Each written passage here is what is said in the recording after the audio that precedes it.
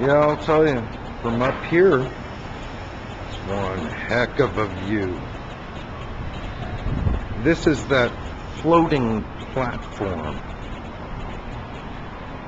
Commands a view of the streets and also shelter from 50% of incoming rounds, I suppose, with those windows. Now to look closer at these gates. These slide across like folding shower stall doors. Everything too small for a human to wiggle through, unless you're using Boy Scouts. So we get up to here. Now people can squeeze sideways through these windows. The thing is, they won't be squeezing in, they'll be squeezing out, coming down on the sidewalks. Maybe from like rescue chutes that they use in the ferries, or rappelling hooks, which are really nice, you know, perhaps underutilized in urban culture. Yeah, and here is the plaza. This is probably one of the best views of the great archway of the Sussex. To me, yeah, Egypt. I thought perhaps Babylon. Who knows? Now, looking up, way up, you can't tell from here, but the pyramid motif is again carried through on the roof of that building. I'll refer back to an earlier video where I described this particular glass pyramid that I saw put in place by a heavy lifting helicopter, and this system of grid girders underneath it from which to suspend cargo nets for speedy mail and personnel delivery under circumstances of insurgent control of the means, the lines of communication, which include digital media,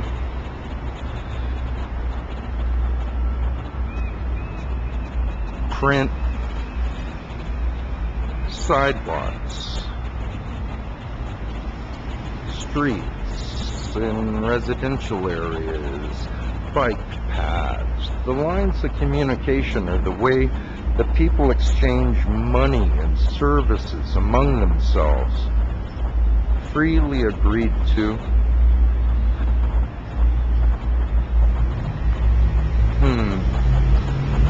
I don't know.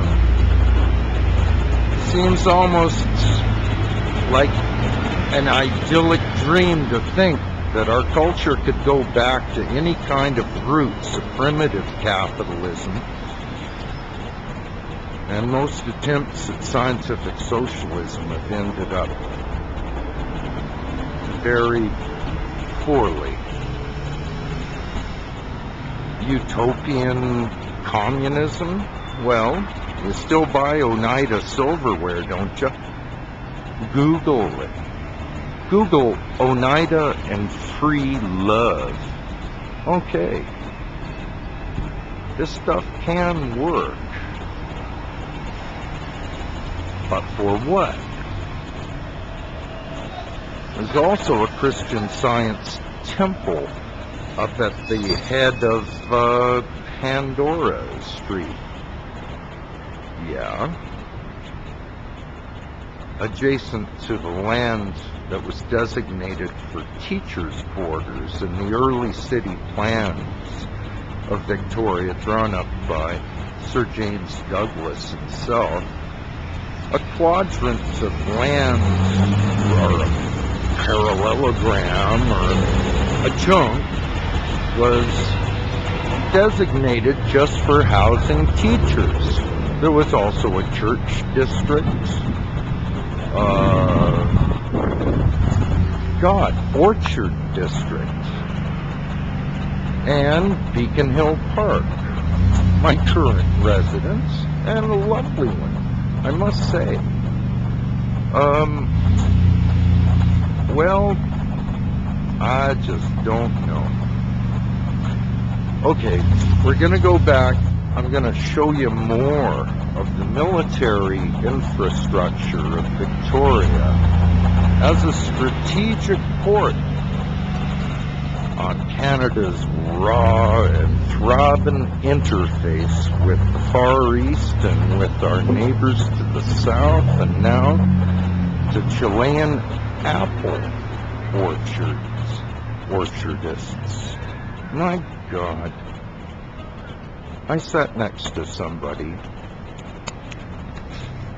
at our place today, and he said, "What a fucked up world." Well, you know, I kind of grunted.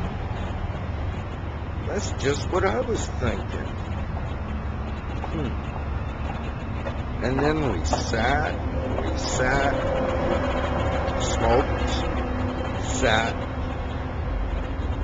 and I don't think we changed one another's opinions at all.